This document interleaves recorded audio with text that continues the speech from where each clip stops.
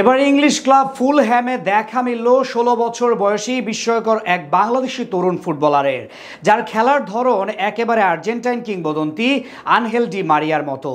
Right wing দিয়ে পায়ের জাদুতে একাই তুর্কি নাচন নাচাতে পারেন প্রতিপক্ষের রক্ষণকে। অনায়াসে ২-৪জন ডিফেন্ডারকে ড্রিবলিং করার নিদারুণ প্রতিভা আছে এই ফুটবলারের মাঝে, এবং এই তরুণ হবেন লাল সবুজের আগামীর স্বপ্ন সারথি। কে এই বাংলাদেশি তরুণ যার খেলার ধরন আর্জেন্টাইন কিংবদন্তি আনহেল ডি মারিয়ার মতো, তা নিয়ে বিস্তারিত থাকছে রিপোর্টে। দুই পায়ের কারুকার্যে ফুটিয়ে তুলছেন শিল্প, পায়ের জাদুতে মুগ্ধ করে রেখেছেন ভক্তদের, সঙ্গে তুর্কি নাচন নাচিয়ে ছাড়ছেন প্রতিপক্ষের রক্ষণ দুর্গ।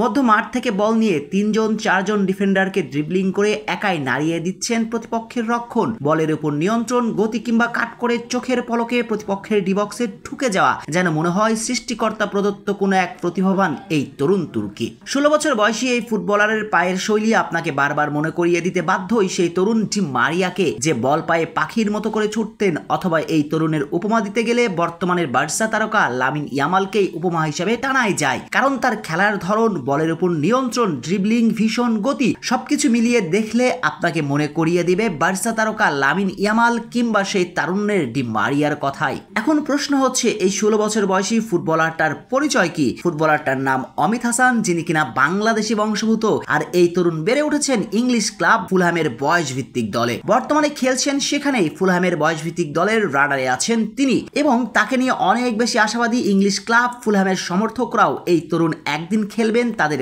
ক্লাবের হয়ে, অর্থাৎ নিঃসন্দেহে বলে দেয় আগামীতে ফুলহ্যামের সবচেয়ে বড় নাম হতে চলেছেন অমিত। কিন্তু এখন প্রশ্ন আছে আরো একটা, ফুলহ্যামের হয়ে যদি চিনাতে পারেন নিজেকে, তার সামনে সুযোগ থাকবে ইংল্যান্ডের হয়ে খেলারও। তাহলে ইংল্যান্ডের হয়ে খেলার সুযোগ ছেড়ে কেন আসবেন এই দেশে? প্রশ্নের উত্তর সহজ, একজন হামজা চৌধুরীর ইনফ্লুয়েন্স। হামজা চৌধুরীর আগমনে যেন স্বপ্নের পথে ছুটছে বাংলাদেশ ফুটবল। শিকড়ের টানে দেশের মায়াতে হামজা আসার পরে কল্পনার মতো পরিবর্তন সাধিত হয়েছে পুরো দেশের ফুটবলে। ইতিমধ্যে ঘোষণা দিয়েছেন সামিত সোম খেলবেন এদেশের হয়ে, সঙ্গে ছুটে আসছেন কিউবা মিচেলের মতো ২১ বছর বয়সী তরুণও লাল সবুজকে প্রতিনিধিত্ব করতে। এমনকি কিউবা জামাইকা জাতীয় দলের হয়ে খেলার সুযোগকে প্রত্যাখ্যান করে বাংলাদেশে হয়ে মাঠে নামার জন্য তৈরি হচ্ছেন। আর এই ইনফ্লুয়েন্সটাই কাজে আসবে অমিতের জন্য।